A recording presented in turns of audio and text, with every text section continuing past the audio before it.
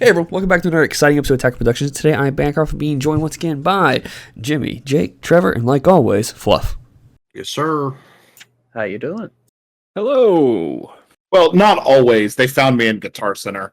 So I'm back. What's up, people? And stay tuned for that adventure. That was crazy, actually. Yeah, we found some backstage stuff. Did you guys know that Post Malone has a custom guitar? That does not surprise me. I was really expecting to say you found Post Malone at Guitar Center. I might have. The smell was astonishing. Honestly, we might be more likely to find him at our LGS. Have you guys seen the new episode of Game Nights? Yeah. No, is he on there? Yeah. Okay, that's pretty cool. Like, he's probably as cool as he stinks, though. Like, in all honesty, he's probably a really nice guy. He just has a terrible odor. Well, push all that aside, there's buttons down below. Feel free to click them, as today's matchup is Trevor versus Jimmy. Jimmy's brought back Mechikabura, while Trevor's bringing back, I think, a blast from set 9, Majin Buu. Yeah, it's just stinky Mechikabura, just like Post Malone. Yeah, I brought it back. I've been playing a lot of Blue recently, and I was like, you know what? I've not played this in a long time, so I decided to give it a try this weekend. It did better than I expected it to. And I basically barely changed any of the list from what it was back in set 9. Yeah, I was really surprised by this list because like I knew what the deck wanted to do, but I was surprised at how consistent you were able to keep it throughout for such a RNG based deck with having to draw 5 at the end of every turn if you do dump your hand. It can be an issue getting the correct cards in hand, and it seemed to work out really well for you. Yeah, we'll see if you. Oh, go ahead. I was gonna say, I've always thought Black Boo was strong and just kind of got unpopular, not like weak as a deck. Mm-hmm. So I knew that you're going to be playing a lot of cards from your drop area. So one of my main goals early on was to keep your drop area completely clear, which is pretty easy to do with Mechikabura since every card I play says put a card from your opponent's drop area into the warp. So that was my game plan early on, was to keep you off of being able to go up the chain from the warp and force you to either have to draw into it and be able to place it there during your turn where I can't affect it, or just force you to win off with your leader.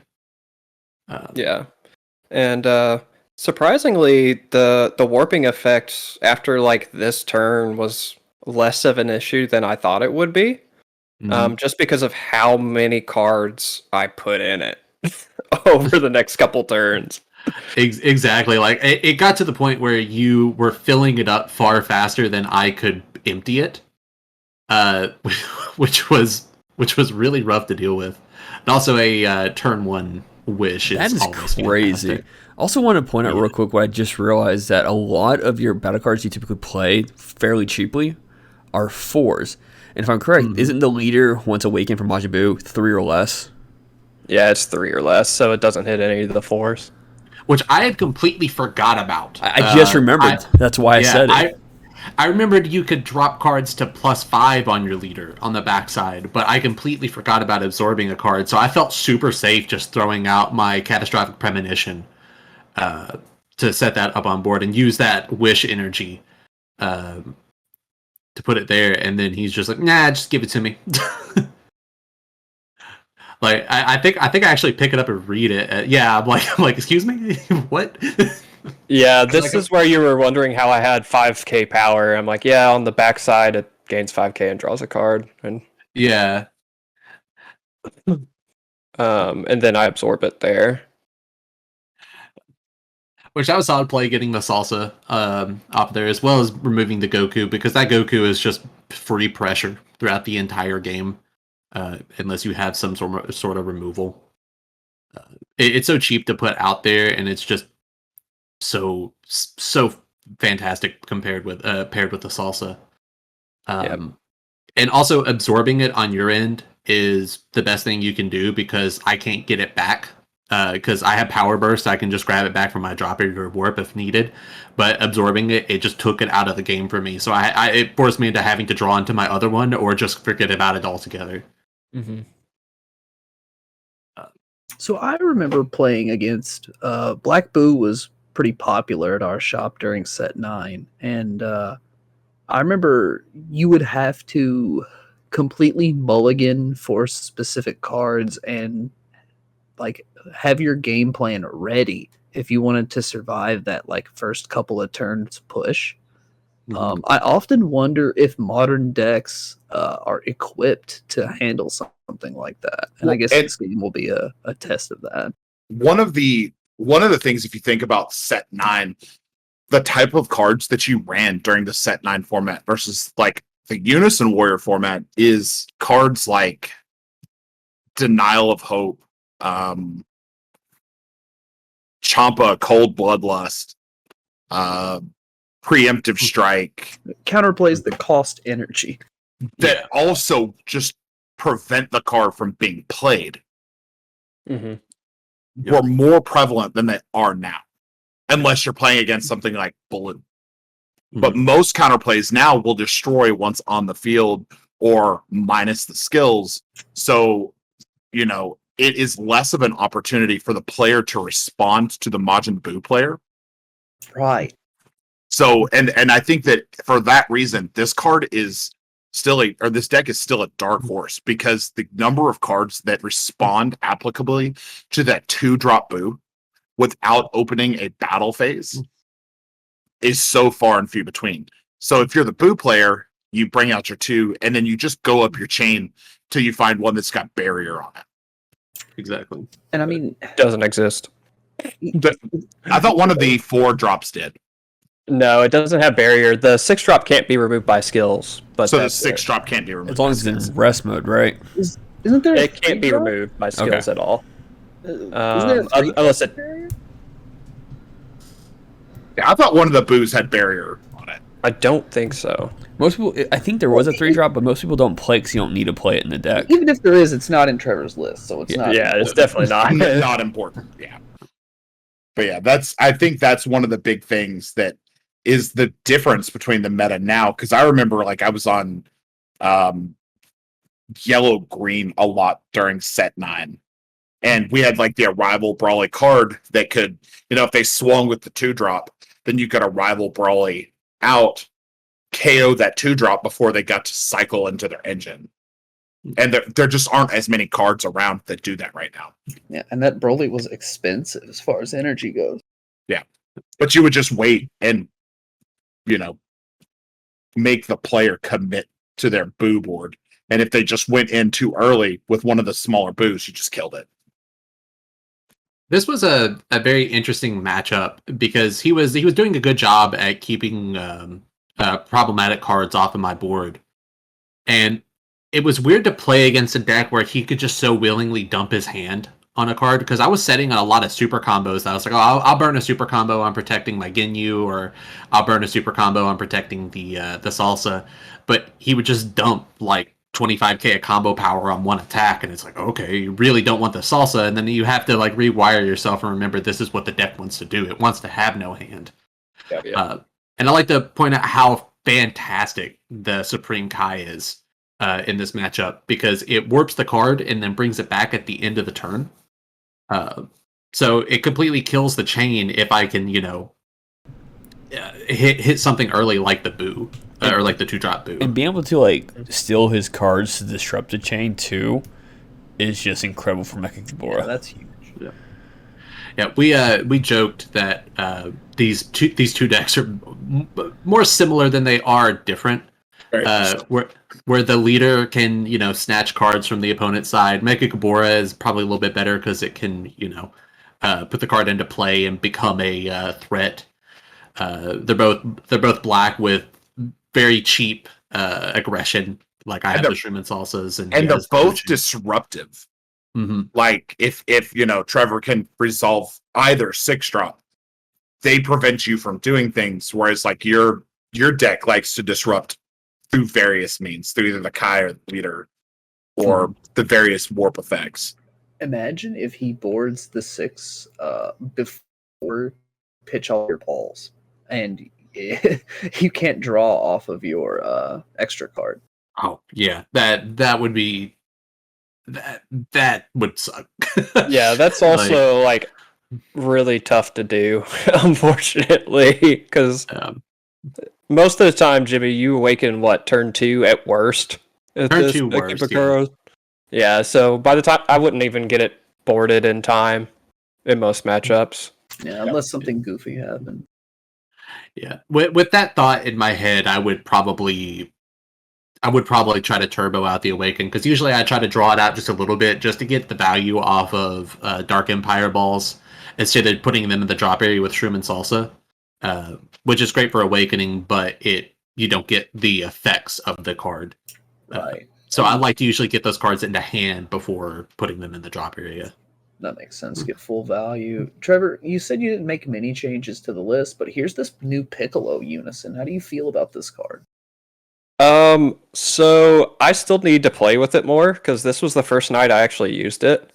I find that, or previously when I used to play this deck, back at the beginning of set 9, it always felt like I was literally like one life away from winning when I would lose with it. So this Piccolo, basically, I don't care about having cards in my hand anyway with this deck. I want the cards in my drop, so Piccolo can send them to the drop and gain 2 markers and gain a lot of power on my turn. So it just kind of like fits with it. And it just gives me an extra strong body to swing with. Later, as I played more matches, I found myself wanting to use the +1 effect more than the +2, because occasionally I would be like, well, I don't particularly love these cards in my hand, or I may still need like a Fu Shrouded or a Malicious Mimicry, whatever it is, the 1-drop extra card. If I hadn't seen them yet, then this Piccolo can help get them on my turn as opposed to as I go into the opponent's turn. I still don't know if I love it, but I like the idea of it, so I'm going to play around with it some more. I thought it was a super dope addition because you can just dump hand on the Majin Buu leader activate main to give him a big buff.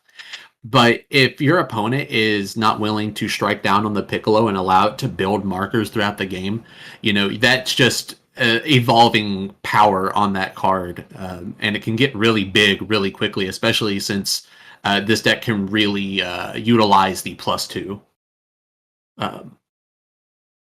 And it lets you spread the power around, too, instead of dumping it all into one card. Exactly. So I had a quick question.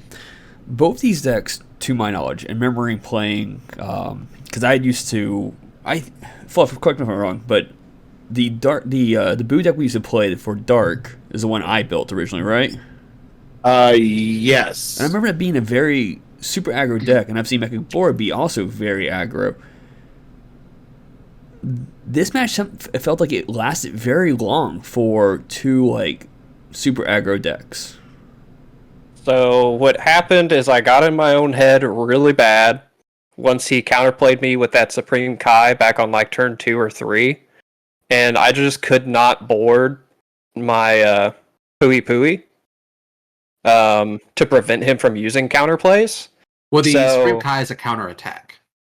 Oh, it is? Okay.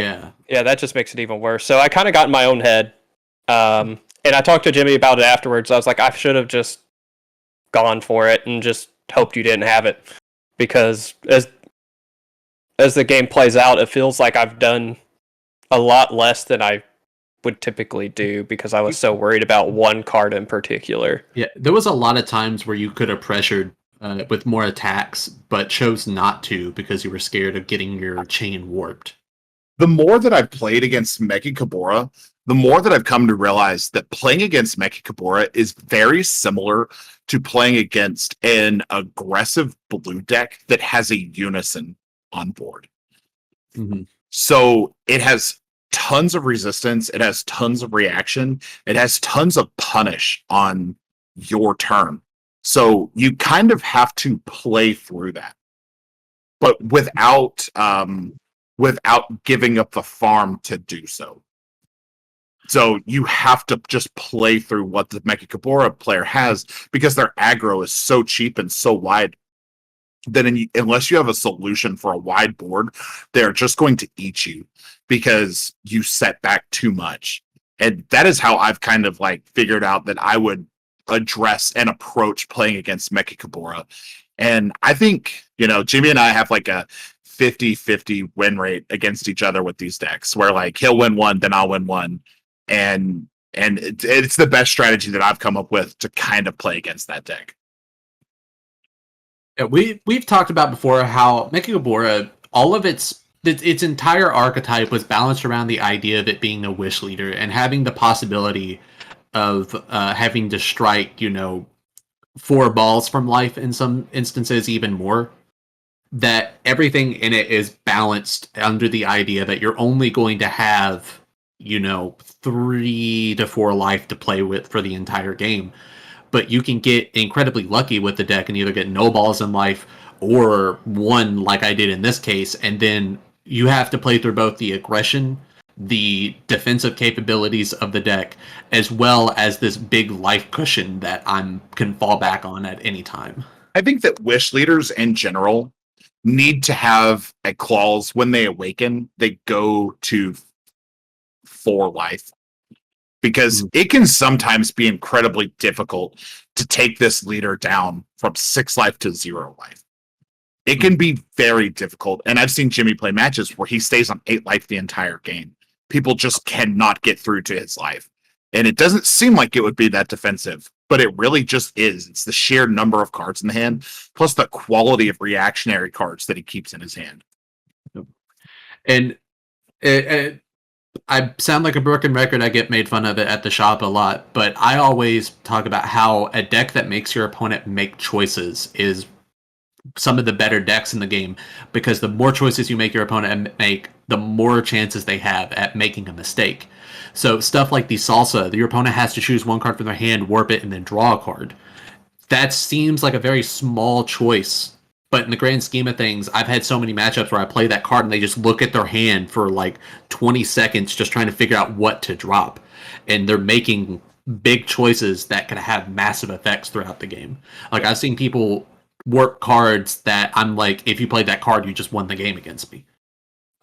In our game Saturday, I warped a Champa off of the effect. And as soon as I did it, I was like, man, there's going to come a point that I could have won this game had I kept that Champa in hand. Exactly. Yeah. And I just want to mention how ridiculous of a Majin Buu board this is. Good God. This deck never had boards like this. Like, this is absurd, the spread that you have. Like, yeah, until you play this counter, and then it goes, it doesn't matter what spread you have. So, if you're not familiar with the Demon God Poutine, it's basically just a black topo. If your opponent wants to attack, they must drop 2 cards or warp 2 cards from their hand. And in a deck like Majin Buu, where you don't have a hand, you just cannot attack. It's basically just a 2-drop baby hatch.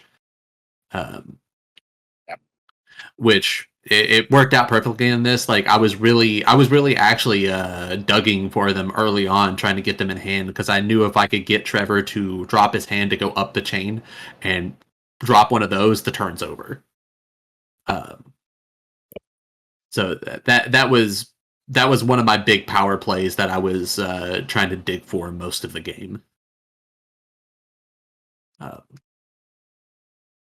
And I was holding on to that Mechikabura, the Broken Steel, in hand, trying to think when's the best time to drop it and what to call. So I was like, I'll give him a couple turns and let me show, or let me see what he's going to play, and then I'll drop the card and call like Majin Buu with whatever energy cost I was gonna target. But by the time he got this board, I was like, what's the point of even trying? you just called the 9-drop Jiren, yellow, the yellow one. Yeah, exactly. Oh yeah, you're right. Yeah, I forgot about that one. Trevor, if you're not running that one, I'm gonna be very upset with you. Oh, Jiren Army of One. I told you to run that card. I mean, what a good card. I don't have it, and I don't think about it. Well, in Trevor's defense, I don't think Jiren does jack shit in this matchup. Yeah. I don't think Jiren gets into Mechikabura's life. I don't think Trevor could theoretically survive long enough to happen to draw into the Jiren and just happen to hang on to it during his opponent's turn without having to combo it off to, have that be the only card in the hand. I just don't see it happening. It's such a long shot. In truth to it, I've never been able to pull it off myself, so. Yeah, I've never successfully played that card. So want to mention two things. I think we missed it at one point. I did use a super combo to draw a card while the 6-drop Boo was in rest mode. We both missed it. I completely forgot that was a clause on that card. You do see the card. I do combo with it. It was one of the Supreme Kais, the counter attack. Which it just would have been 5k less combo power, which I don't think changed anything in this particular setup. And then also you did activate the auto on the other 6-drop Majin Buu. If I played a card greater than my energy cost, you could send it to my warp. And I just jumped timing and went ahead and turned it sideways. So he did call that at the correct time. I just jumped my timing. Gotcha. Well, with that being said, hope you all enjoyed the match as much as Trevor did. Thank you all for tuning in. And while Fluff kind of does the outro, keep in mind there's buttons on the screen. Thanks for watching, guys. It's good to see Majin Buu back in action. And I thought that would be a good match to show on camera. And actually, I'm glad we got to see it because it was a really fun interaction where like both of your decks were kind of good against each other. But I think Mechikabura just edged that one out a little bit. Click on the buttons. There are a couple of videos up on the screen. Not seen those? Click on them. There are past videos. As always, read your cards, know your plays. Let us make the mistakes so that you don't have to. And as always, fluff out.